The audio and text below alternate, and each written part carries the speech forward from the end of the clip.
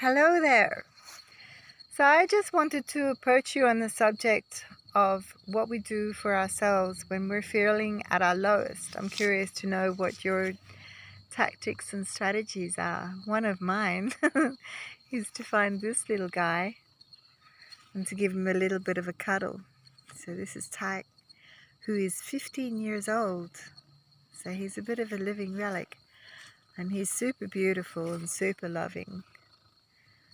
And he comes to me once a day in the afternoon, like when I finish work, and he's like, meow, meow, and lets me know that it's now walk time and let's go for a walk. So we do, we go for a walk around the property and we just kind of nuzzle up together. Isn't he gorgeous? Look at him. So I know one of the things that work in my favor if I go through a bit of a down moment, if I'm struggling with things, is to find the things that are beautiful in this world. And for me, that has always been nature. I'm very blessed in that I've always been aware of that. So I'm lucky enough to be surrounded by animals. But even no matter where you are, I'm pretty sure that if you look hard enough, you will find them, even if they're insects. And the older I'm getting, and I guess the longer I'm being vegan too, the more that I'm making connections between myself and other animals and insects. The only insect that ever frightened me in my whole life was a cockroach. Don't laugh. Um, and, I've even to some degree made friends with him. Look, he's looking at the camera. Hey, hello, beautiful. Hello, beautiful. He really is a reminder of the good things to be alive and grateful for around, because this little purr, how could you not be happy to see such a beautiful little guy close to you? Hey, 15 years, I'd love to get in his head.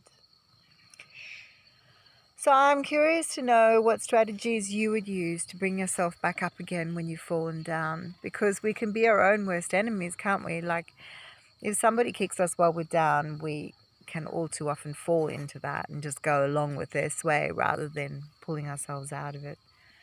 And, there's certain strategies we can do. So one way is to meditate through it, but there's no hardline fast rules, I don't think, on how you should meditate. A meditation that might work for you is is to observe the way that you're feeling during that meditation for whatever comes up. So things might rise to the surface for you, like things during the course of that day. I think he just got his fluff all over me. So that could rise up in the middle of your meditation.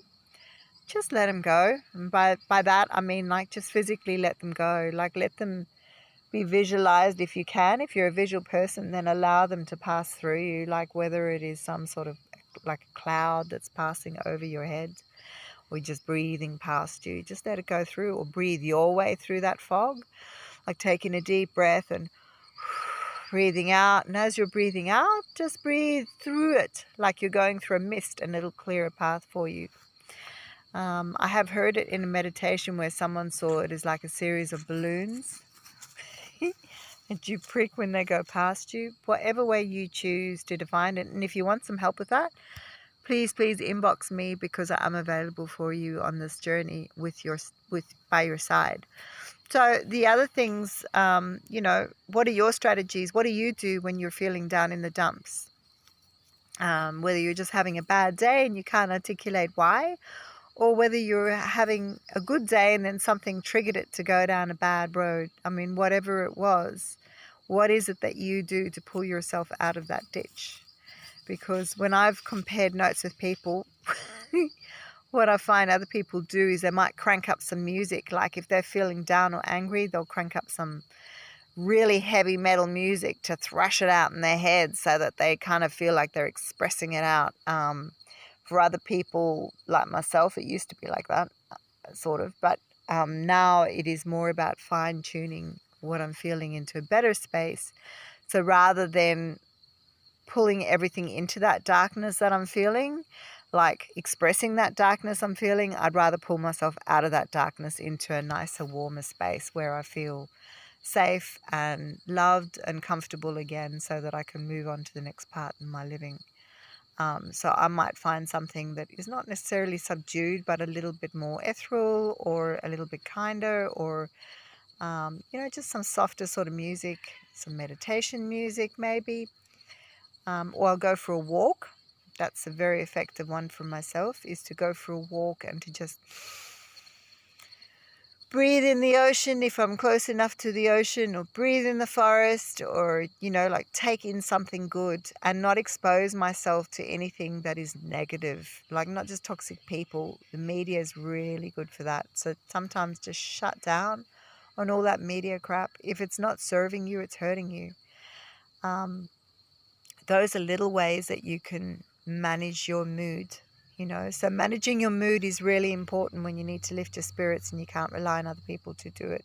Or if you're still in a toxic situation that for whatever reason you can't get out of, please practice a little bit of self-care with yourself, just so that you can get yourself into a better space when you can't change the world around you. I hope some of those ideas will help you.